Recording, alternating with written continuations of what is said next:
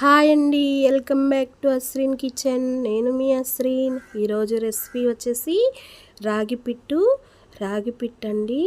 పాతకాలం నాటి రాగి పిట్టుని అమ్మమ్మలు నానమ్మలు తిని చాలా గట్టిగా ఆరోగ్యవంతంగా ఉండేవారు కదండి.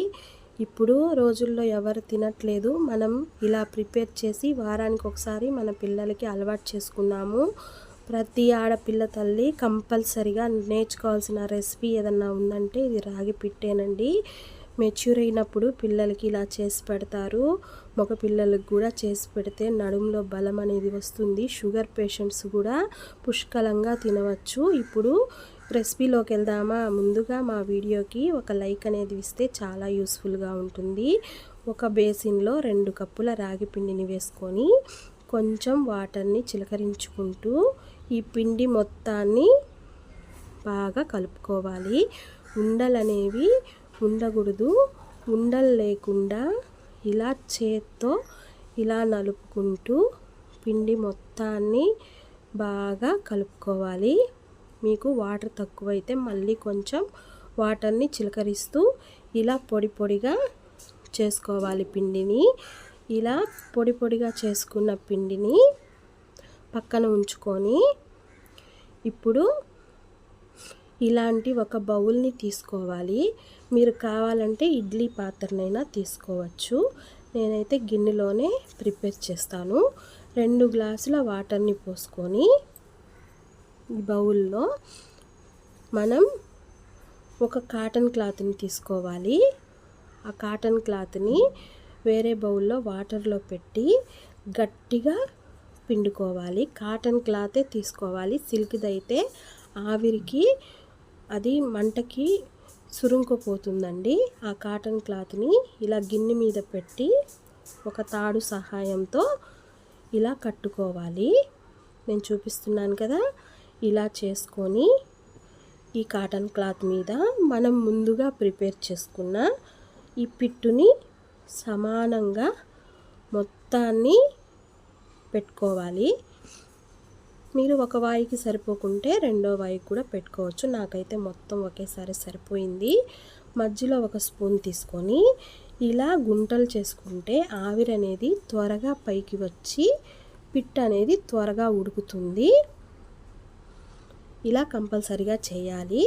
ఇప్పుడు ఈ క్లాత్ మొత్తం కవర్ చేసేసి పైనుంచి కప్పేసుకొని దీనికి సరిపడా ఒక మూతను తీసుకొని పెట్టి స్టవ్ మీద పెట్టి 10 to 15 మినిట్స్ ఉడికించుకుంటే రాగి పిట్టు అనేది చక్కగా ఉడికిపోతుంది.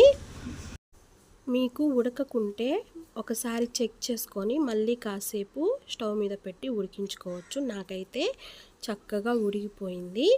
ఇప్పుడు మనం ఉడికిపోయింది కదా, దీనికి ఉన్న తాడుని తీసేసి ఈ క్లాత్తో సహా మనం ఈ పిట్టుని ఒక బౌల్లో వేసుకుందాము. ఇలా ఉల్టా చేస్తే ఈ పిట్టు మొత్తం బౌల్లో పడిపోతుంది.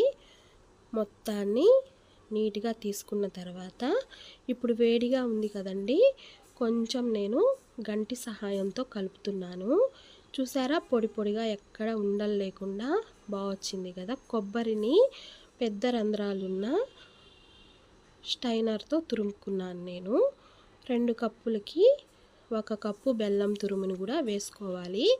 వేసుకొని మొత్తాన్ని బాగా కలుపుకోవాలి. ఇప్పుడు కొంచెం చల్లారింది. నేనైతే చేత్తోనే కలుపుతున్నాను. ఉండలు లేకుండా బాగా మ్యాష్ చేస్తూ కలపాలి. ఒక 4 యాలక్కాయలను చితక్కొట్టి వేసుకోవాలి. ఫ్లేవర్ అనేది బాగుంటుంది. ఇలా మొత్తం కలిసిపోయేంత వరకు చేత్తో పిసుకుతూ కలుపుకొని 1/2 కప్పు వరకు నెయ్యిని యాడ్ చేసుకున్నాము. ఈ పిట్టు అనేది కొంచెం గోరువెచ్చగా ఉంది కాబట్టి నెయ్యి కరగాల్సిన అవసరం లేదు. ఇలాగే వేసేస్తే ఆ వేడికి నెయ్యి అనేది కరిగిపోతుంది. చక్కగా కలిపేసుకొని ఇలా ఉండలు చేసుకొని అయినా తినచ్చు, లేకుంటే బౌల్లో వేసుకొని అయినా తినచ్చు. మీ ఇష్టం అండి. మా వీడియో కనుక మీకు నచ్చినట్టయితే లైక్ చేయండి, మీ ఫ్రెండ్స్ అండ్ ఫ్యామిలీ మెంబర్స్కి షేర్ చేయండి. మరిన్ని వీడియోల కోసం మా ఛానల్ని సబ్స్క్రైబ్ చేయండి. Thanks for watching. మళ్ళీ మీ ముందుకు మరో రెసిపీతో వస్తానండి.